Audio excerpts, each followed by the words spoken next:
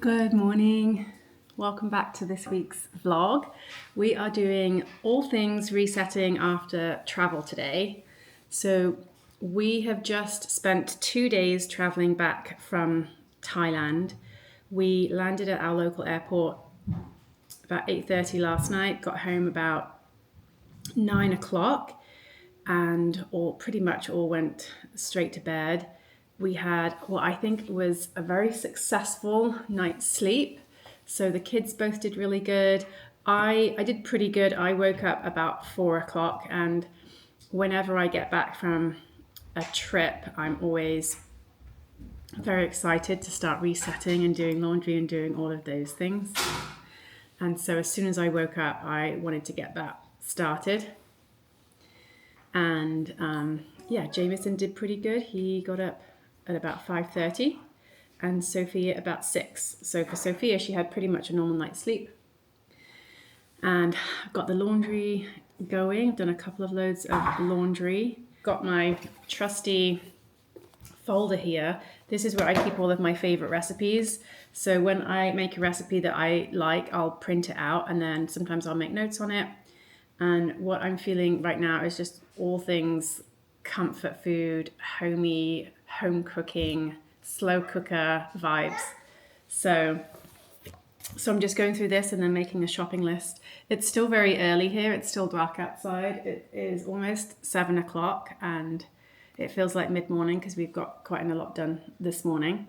So I'm going to pick out a few recipes from here, make a list, and then going to do 2 of the things that I'm always the most excited about when I come back from a trip, especially a trip where I have not rented a car, which is getting into the car, which I know sounds really silly, but I love to drive. It is the most freeing thing for me.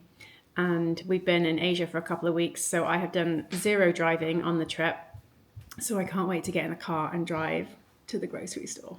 So that's on the agenda, and then doing our first grocery store haul back from travel. So all of the fruits and vegetables and nourishing things that we need after 2 weeks of eating out. And gonna bring you along, show you what a reset day looks like. We're gonna get out for our morning walk a little bit later. And come along.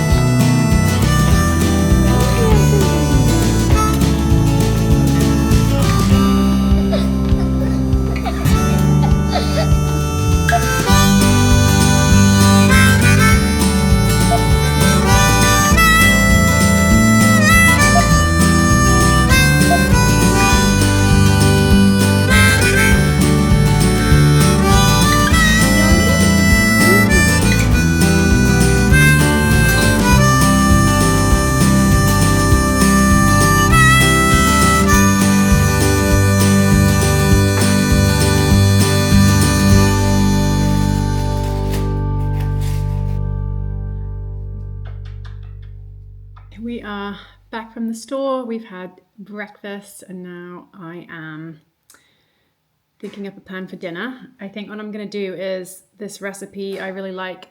It's a slow cooker rump roast recipe, although I couldn't get rump roast. I got chuck roast, but it comes out very good. But it's kind of like a balsamic glaze recipe, so I'll try and link the recipe below, but it has garlic cloves, beef broth, balsamic vinegar, maple syrup, soy sauce, Dijon mustard, salt, pepper, and then you can put like potatoes and carrots and cook those with the meat. That's not my preferred way to do a slow cooker roast. I like to just cook the meat and then do the vegetables separately. And so with this recipe, if you want to cook it like that, then you just adjust the ingredients a little bit, and then that way you just get the marinated meat, and then you can cook vegetables however you want to go with it. So that's the plan. Now I'm gonna just walk through everything that I'm gonna put in this slow cooker recipe. So let me just go grab the meat. So I got, the recipe calls for 2 to 3 pounds of meat. So I got some chuck tender roast, 2.5 pounds. So that will be good. And then we want to add 1 cup of beef broth, which I've already put in here. And then 1/3 of a cup of balsamic. I feel like the balsamic and the maple syrup are what really give this recipe flavor. 2 tablespoons of maple syrup, 1 tablespoon of soy sauce, 1 tablespoon of Dijon mustard, and then it calls for 1 garlic clove. I was feeling a little bit lazy this morning when I was shopping, and I know I'm going to do quite a lot of cooking this week, so I have bought this jarred minced garlic as a bit of a shortcut. We want 1 garlic clove. I like to double the recipe anytime there's garlic, so I'm going to put a healthy tablespoon of that in there, and that's all the seasoning. So I'm going to give this a bit of a stir and then add some salt and pepper. I've trimmed the fat off the meat, so I'm going to go ahead, place that in the slow cooker, and then pour the seasoning on top. Give that a good mix around. I've added all the ingredients. Looking good, and I'm going to set this to low for 6 to 8 hours. I'll keep an eye on it throughout the day, and then I'll go ahead and make potatoes and vegetables things a bit later. Right, now we're going to get ready, go do our walk. Second coffee of the day, and finally heading out the door. All right, we made it out for our morning walk. I'm feeling a bit tired now. It's just gone 9 a.m. So from where we've come from over the last couple of days in Thailand, there's a 12-hour time difference. So my body clock is saying, you know, it's bedtime. So I've got my second coffee and I'm gonna power through these next couple of hours, and I think the rest of the day should be a bit better. I thought this morning I would reflect on our travel day yesterday, things that went well, things that we found challenging, and then also just reflect a little bit on traveling with children, because I'm a huge advocate for traveling as much as possible with kids and starting traveling as early as possible. So let me walk you through our travel, couple of days.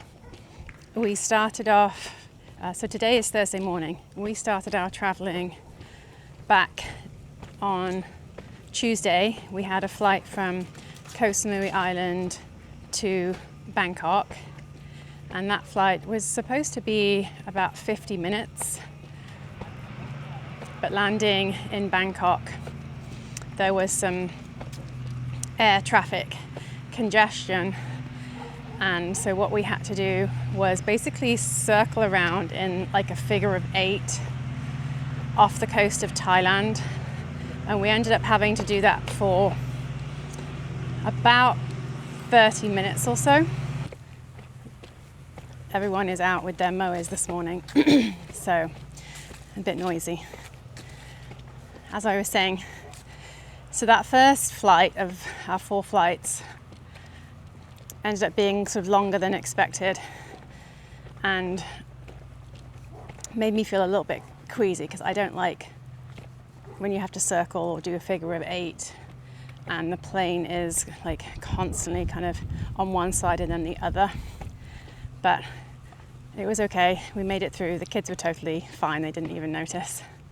So then we got to Bangkok, middle of the afternoon, and we got a taxi to a nearby airport hotel. And we just chilled out, ate our food, and then had an early night because we had to get up at 3:30 Wednesday morning to go back to the airport. So Tuesday went overall pretty smooth. Wednesday, I randomly woke up at 2:30, and then knowing that my alarm clock was going to go off in an hour, I couldn't really go back to sleep, so I ended up just getting up and just listening to my audiobook.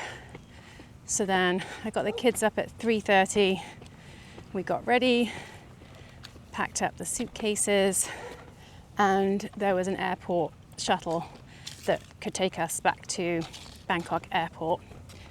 So that was just a sort of 10 or so minute drive. Got to Bangkok airport about 5 a.m. Checked in, went through security. One thing I wanted to mention, if you are traveling with a child who is of an age where they're in a stroller. When I went to Asia earlier this year, I was debating whether or not to take a stroller with me. And in the end, I decided to take our stroller. We just have one stroller. It's the Upper Baby Cruise. It's the only stroller I've had that I've used for, well, just a very short period of time with Jameson, because he was 2 when he came to live with me. And then I've used it for all of Sophia's life, and I highly recommend this stroller. When you're thinking about traveling with a stroller, you can either take your everyday stroller that's, you know, more sturdy, well built, but is a lot heavier, or you can, you know, get a separate travel stroller. I researched and ended up buying an Upper Baby travel stroller, but when it arrived and I built it, well, it comes mostly built, but just putting the wheels and things on, I wasn't a fan. It didn't feel as comfortable for her, and I know she's like really used to this one, you know, falls asleep in this one really easily. So I say all of this to say that if you are traveling, especially if you're traveling abroad, I personally would highly recommend bringing the stroller. It also serves as part of our kind of travel system as we move around the airport and just get around, because we can, underneath the stroller, because this is a pretty sturdy stroller, we can load up underneath the stroller, and then, you know, I have somewhere to put, you know, my phone, the passports for easy access, my coffee and things like that. So I'm a big advocate of bringing it. When you go through security, I have found in the travels that we've done in the last year or so, there's often a separate line or queue for certain categories of travelers, one of them being if you're traveling with a child 2 and under. And so going through security is usually the part of traveling that I enjoy the least. Sorry, the sun is right there. But I have found that you're often sent to a separate line that is much quicker and less people, and that makes going through security much easier. Now, in terms of what you have to do going through security with a baby, that can vary. For the most part, I have to, you know, put my suitcases and bags and things on the conveyor belt. I have to take Sophia out of the stroller her and I go through the metal detector first, with me carrying her, not in the baby carrier, and then Jameson goes through behind us. And then typically they will take the stroller through the metal detector, not already set up, not collapsed, and then they'll do like a physical check of the stroller, and then I can put her back in and then grab everything else off the conveyor belt. I've had some experiences where I've been able to keep her in the baby carrier, but for the most part they want that to go through the metal detector as well.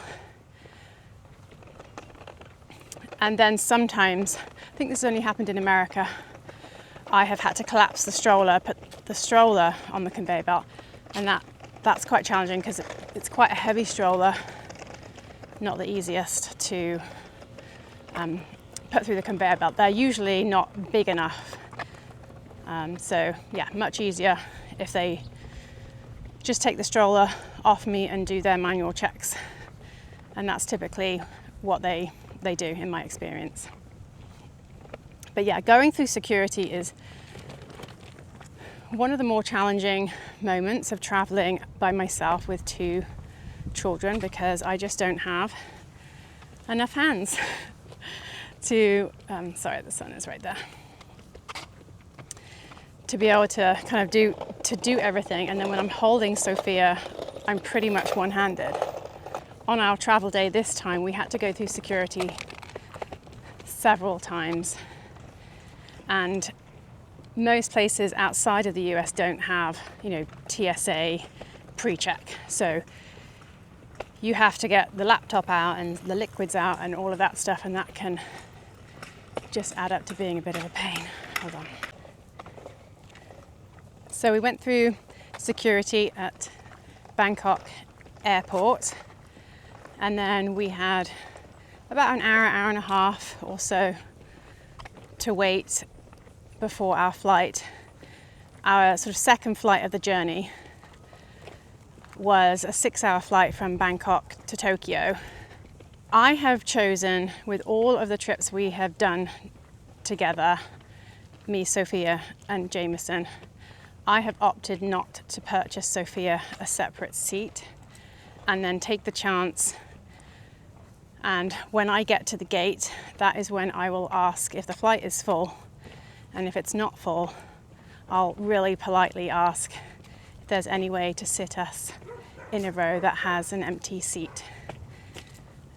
And in the trips that we've done, I think I added it up, and I think we've done, with Sophia as a baby, 20 flights. And I would say that at least half of those we have been able to get an extra seat. And although Sophia primarily sits on my lap anyway, it's just helpful to have the extra space and to put my bag, and it's just easier to get to things. And then on some of our flights, Sophia has laid down and slept, so it's been really handy. So on our flight from Bangkok to Tokyo, they were able to give us a row with an extra seat, so that was really nice. It was also a day flight, so our flight left at 7 a.m. and it was light the whole way. And I found that longer flights during the daytime are more challenging because both kids are generally awake. On this flight, I think we were all a little bit tired because we'd gotten up so early. So all 3 of us had a little bit of a nap, maybe for an hour and a half or so. But that was a smooth flight. Then when we got to Tokyo, we had a really short layover, only about an hour and 10 minutes from the moment we landed until our big international flight back to the US was going to be taking off. And it was a really long way to get from the gate where we disembarked in Tokyo. And then I think we had to go through security again in Tokyo. And like I said, they don't have TSA pre-check. So you have to do all the things, the laptop, the liquids, and that kind of thing. And then it was just a long physical distance to get from one part of the airport to the other. So by the time we got to our gate for our flight to Denver, Colorado, I think we had 15 minutes until we were boarding. So we had to quickly, go freshen up, go get some more water, because we had to dump the water to go through security. So we topped up with that. And then again, I went to the gate and very politely asked if there was an extra seat on the plane, if they were able to accommodate putting us on a row of 3 seats. So then our third flight of the journey was the longest flight. It's a 12-hour flight from Tokyo to Denver, Colorado. And the very kind lady at the gate was able to give us a row of 3 seats, which for such a long flight that really made my day, because on the way there they weren't able to, the flight was completely full. So for 12 hours I had Sophia on my lap, and it's completely doable. And I think it's worth the cost savings to have her sit on my lap for right now until she's 2 and I have to pay for an extra seat. But it's over $1,000, and that's money that I could put towards our accommodation. So for those few hours I can tolerate having her on my lap, wriggling around a little bit. Now, when we had that 12-hour journey, that's where things got interesting with the jet lag, because we left Tokyo at about 5 p.m. on Wednesday evening, and then you gain time when you fly from Japan to America. So we landed in Denver at about 1 p.m, kind of the same day on Wednesday, but obviously 12 hours later. And so 1 p.m. Colorado time was 1 a.m. our body clock time. So that was when we kind of felt quite tired. One difference between flying from the US to Japan, when you're doing it that way, the challenging part is you're essentially like chasing the daylight, going towards the daylight. So for the whole 12 hours, it's daylight outside. The airline staff do what they can and sort of dim the windows so that, and dim the lights so that you feel like it's nighttime. But I have found doing it that way, it's much harder for the kids to sleep. Whereas when you're going the other way, so from Japan back to America, you're following the darkness. And so both the kids slept a lot of that journey. I'm just going to sit down for a second. So we basically got on the flight, had dinner, and then the kids probably slept for 6 to 8 hours. I maybe nodded off for less than an hour. I just find it hard to sleep on the flight anyway. But also because we had an extra seat, I had Sophia lie down on the middle seat. She likes to sleep on her tummy. And so she was sleeping, but the way she was sleeping, and just because of how young she is, she doesn't really understand the concept of having to wear her buckle on the flight. So I had to stay awake really to keep my hand on her so I could know immediately if she moved an inch. But that was certainly nicer than having her sleep in the baby carrier for such a long period of time. That's really hard on my back, and she's more comfortable when she can lie down and has a pillow and a blanket and those things. So yeah, then we landed in Denver, Colorado, and that's where we had quite a long layover. I did ask if we could catch an earlier flight, but by the time we got through passport control, to where you recheck your suitcase, there was only 20 minutes before that next flight was leaving, and so they said it wasn't enough time for us to recheck our suitcase and then we had to go through security again and then get to the gate. So we had to wait about 4 hours in Colorado. It went pretty quick. We were tired. I was especially tired because I hadn't really got any sleep. We went and got food, and then we went to the gate and they had some really comfy chairs. So Sophia had about a 2.5 hour nap out of those 4 hours, so she was chill in her stroller. And yeah, we just waited, and then our flight from Denver left at 5 p.m. got to Arkansas about 8 p.m. The flight is only about 2 hours, a little less than 2 hours, but there's an hour time change. So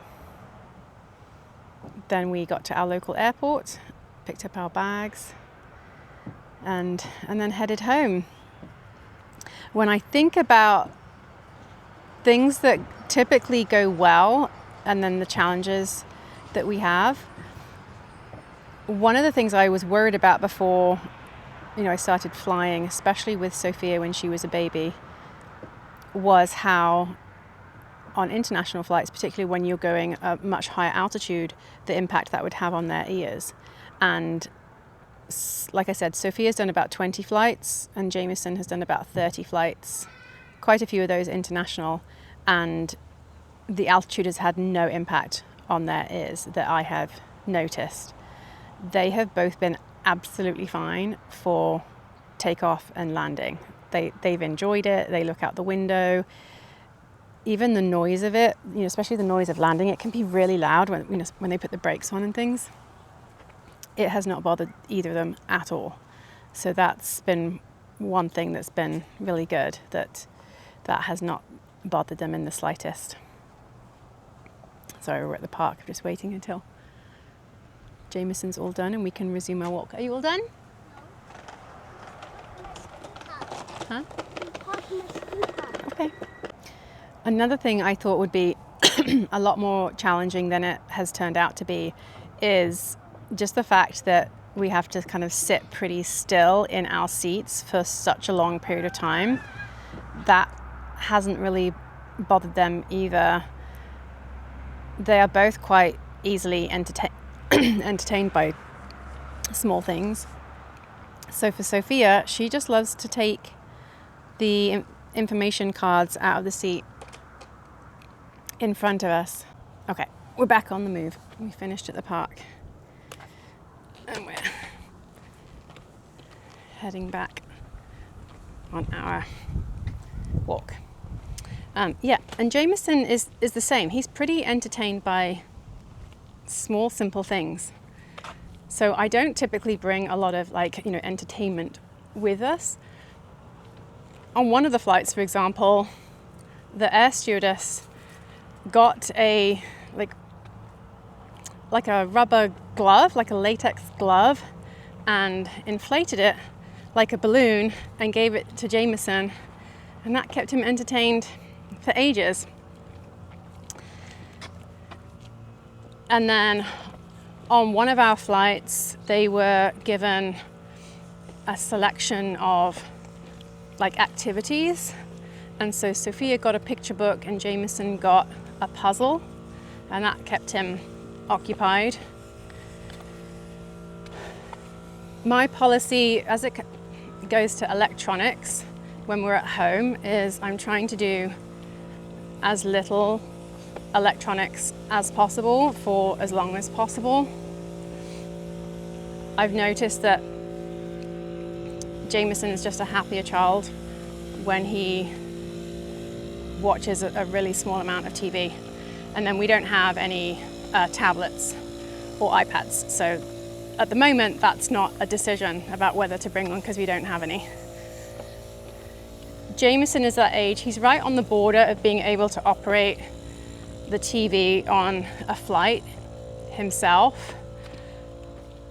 When we've flown previously, that has been a bit of a challenge because he wants me kind of at the TV, pressing constantly, and then he'll watch something for 2 minutes and he wants something else on, and that became a bit of a nuisance.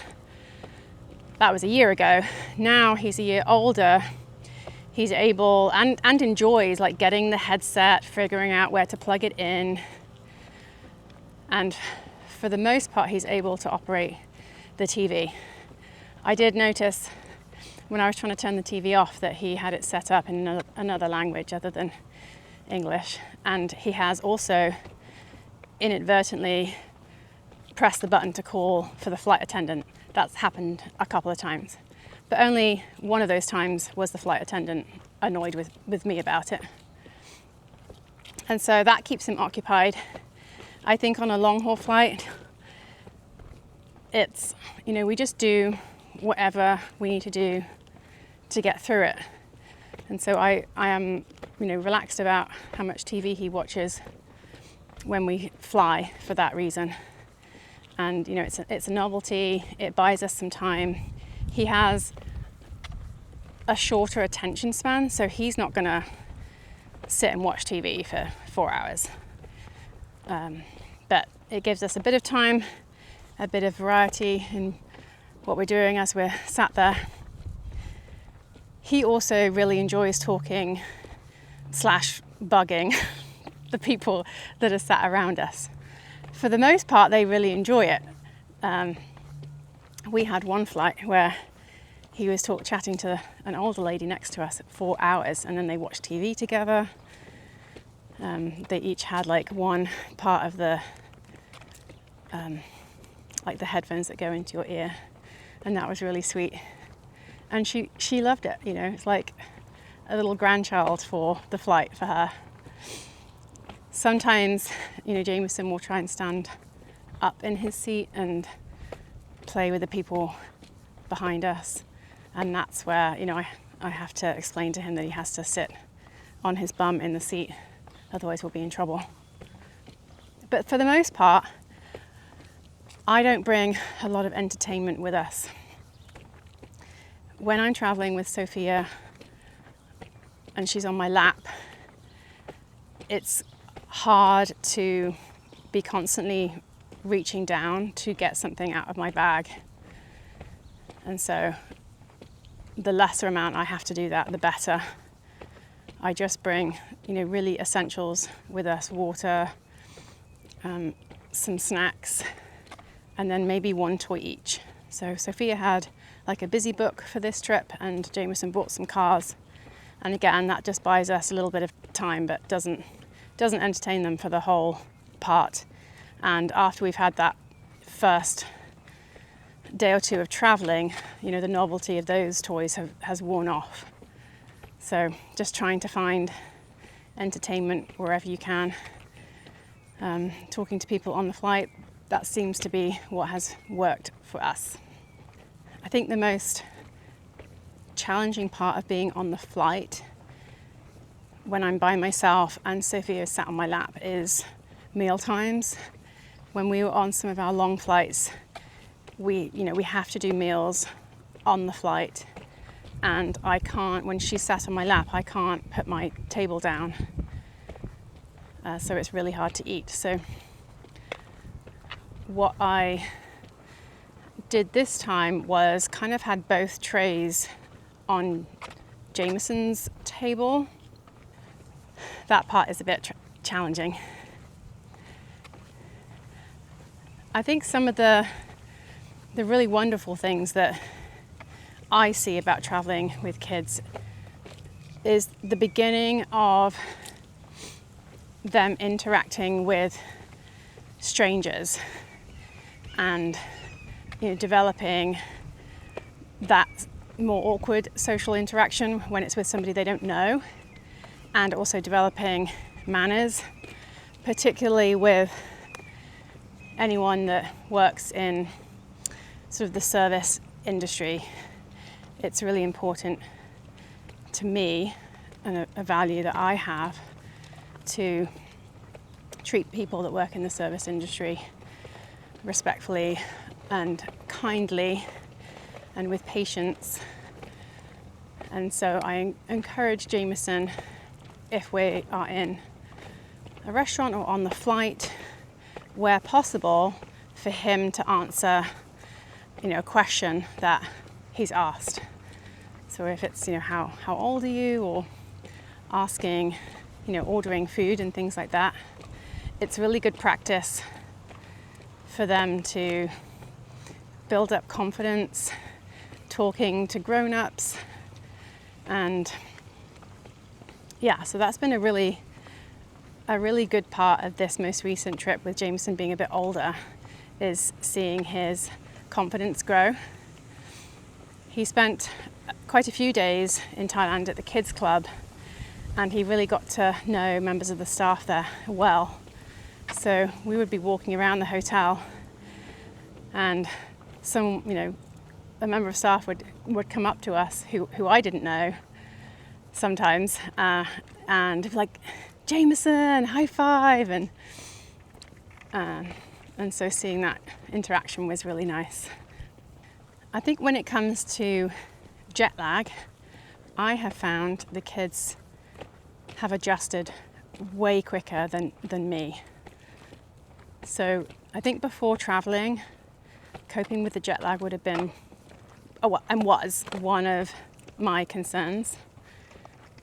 But for us, and I don't know if it's just because they're kids or what the reason is, that they're both very good sleepers as their baseline. So I will say that, a much better sleeper than me. But that it just hasn't been an issue. There wasn't any point in our trip where we were up all night, or one of them was up all night. We were waking up, all together really early and going to bed early, which suited me just fine. But I think if you're worried about traveling internationally with kids, I think if they're a pretty good sleeper at home, chances are they're going to be a good sleeper and adjust better than adults when it comes to traveling and changing time zones. I think those are all of the sort of thoughts and reflections that I have of this most recent trip, especially our travel day. And I hope you found some of the practical tips and things helpful. That is it for today's walk. Okay, it is a few hours later, and I'm going to be honest, I am struggling with the jet lag. We're all kind of responding a bit differently today. So Sophia fell asleep as soon as we started our morning walk, and she has now been asleep for about 3 hours. And so I'm trying to figure out how long to let her sleep for, because I want her to sleep good tonight. So I don't want to let her sleep too long. This would be about the longest she would have like a nap for, but she would normally have an afternoon nap. So I'm okay letting her sleep a bit longer this morning, and then perhaps not doing an afternoon nap at all, and we'll see how that goes. And then Jameson seems completely fine. Doesn't seem to be needing a nap at all at the moment. And then I just feel like a zombie. I think just because of the complete lack of sleep during the journey, I'm really struggling today. And I know the number one and most important thing that I need to do today is not take a nap. And so I'm trying to figure out how I can instead just expose myself to more light right now, because I've had 2 coffees this morning. That's all that I want. So I think while Sophia is still asleep, I can't go for another walk right now. So I think I'm going to go and mow the grass and see how I do with that. At least be outside for a bit of time. Perhaps put an audiobook on. Jameson is happy building something in the playroom, and he'll probably come outside with me anyway. But yeah, just an update that I'm going through a bit of a slump for the day. It's currently 12:30. So for my body clock, it's 12:30 at night. So I'm hoping if I just push through these next few hours, then I'll be closer to when my body clock would be waking up. But yeah, I haven't been very productive the last 2 hours. I have mostly been watching cozy fall vlogs on YouTube, which has been kind of nice. But yeah, mine is blanking. I can see that my eyes look tired, so let's go outside, get a bit of bright light, and maybe at least mow the backyard before I really need to go wake Sophia up in about, I'd say 30 minutes. I don't want her to sleep more than that. Okay, that's the update for now.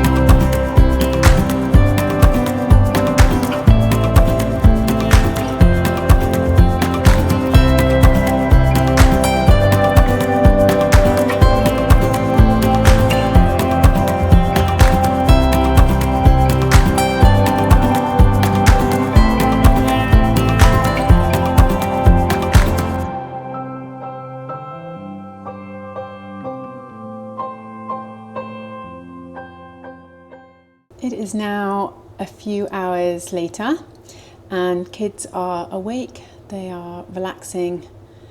Well, I say relaxing. They're having some TV time in the playroom. And I am getting a start on the rest of the food for dinner. So I thought I'd switch on the camera and chat whilst I cook.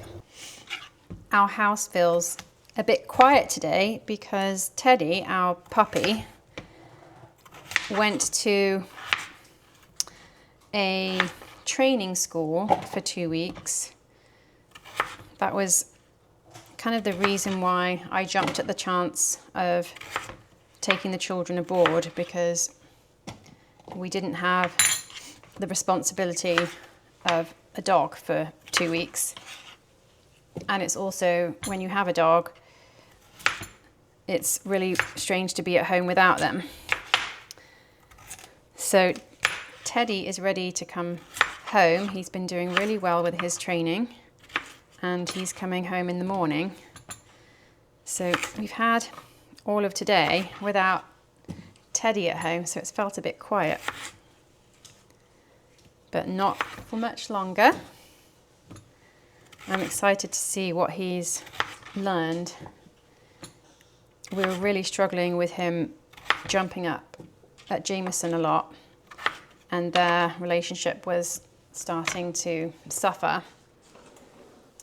And so tomorrow the trainer is going to come and then spend several hours with us and basically train me to reinforce the training that Teddy has learned.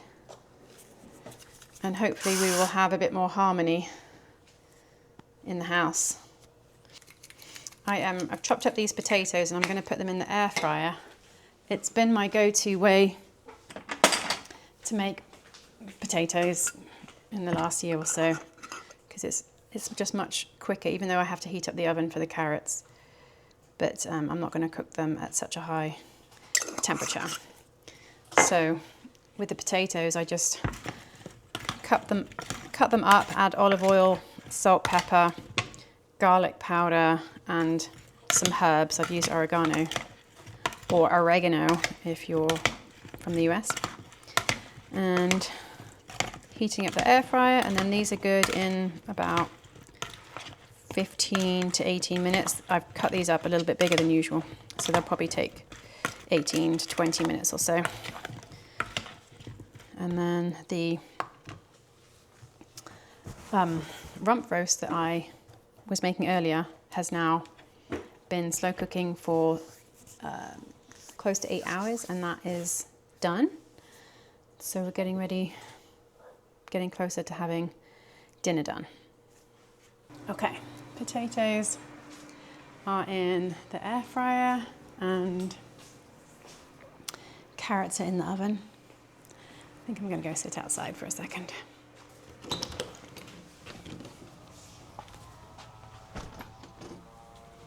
The light is, you can see the light is really nice this time of day. Just coming through the trees here in the backyard. So I quite enjoy sitting outside. It's finally a temperature here in Arkansas where it's pleasant to sit outside, because we have long, if you're not from here or not familiar with the climate, we have long hot summers that are at times very humid. And in October, it stays pretty warm during the daytime. So like today, for example, it is, sorry, fix my necklace. Today, for example, it is in the low 80s. So that's about 25, 26 degrees Celsius. But the humidity drops significantly. So it's really nice to be outside. It was quite warm earlier when I was mowing the grass, and now it's just a really comfortable temperature. I think this afternoon we are all on the struggle bus a little bit. I've kind of been struggling all day but have come through it, so I'm actually feeling pretty good right now. Both the kids ended up having naps. Sophia had a really long nap. Jameson had a pretty short nap, about an hour and a half. But I can see that he's struggling, with emotional regulation and things like that today. So the other thing that I'm struggling with, which I have been experiencing since we left for a trip, so a little over two weeks ago, is I've got this funny guy here. You can see the state of the windows. That my windows are this mucky because one of the things Teddy would do is dig a hole. I don't know if you can see the nice little hole he dug right here. And we had quite a bit of rain in the weeks leading up to our trip. So he would dig the hole, and there's a couple more of his pieces of artwork around the backyard. And then the wet, muddy paws he would then jump on the sofa and jump up at the window when he wanted my attention and he wanted to come inside. So although I cleaned these windows not too long ago, they are already mucky. Look at Sophia. I see her. Poor Miss Sophia has a big bump on her forehead. You may have noticed it. She was playing on the bed about 2 nights ago, and I had my laptop open, and she has entered a phase where she's not having like tantrums yet, but she is having what I call like strops that just last a few seconds, and she'll like very dramatically throw her head down on whatever surface she is on. And so she did this and caught, because my laptop was open, caught her forehead on the corner of the laptop. Oh, it looked so painful. I actually thought she had hurt her eye when she did it. It happened so quickly, but the bump that formed was here on her forehead, and it was quite a big bump, and now the bump's gone down, but she's got quite a big bruise. And it's brown. I know. Anyway, what was I saying? Yeah, one of the things I've been struggling with is from being on the flights, even though I'm not on a plane right now, I still feel like I am periodically moving slightly. It's similar to that feeling if you've ever been on a boat and get off the boat, you still feel like that sort of swaying motion of the boat. I've been experiencing that since we had our first travel journey a little over 2 weeks ago, and so that's something else I've been feeling today. And I think as it did on the outward journey, after a few days it mostly subsided, and now it's sort of come back now that we've had another 20 or so hours on flights over the course of 2 days. So I'm hoping that will subside. But yeah, it's nice to come back to this weather. Every time I leave Arkansas and go to a different climate, I'm always very appreciative of the weather here whenever we come back. For me, it's like the ideal 4 seasons is what you get here. Each season, and I know this is the same in some other places, but here each season is really distinct. But we seem to be in a part of America where it is clear skies the majority of the time. Sometimes 6 days a week, sometimes even 7. It's a clear blue sky. And so it's, yeah. When I come home and look forward to coming home, having that sort of reliable blue sky weather, as someone that is quite impacted by the weather, is nice. Anyway, it's that time of day where, like in the mornings, everyone is getting the lawn equipment out and I can hear the strimmer. So that's going to cut our relaxing time in the yard a bit short, and I think we're going to go back inside.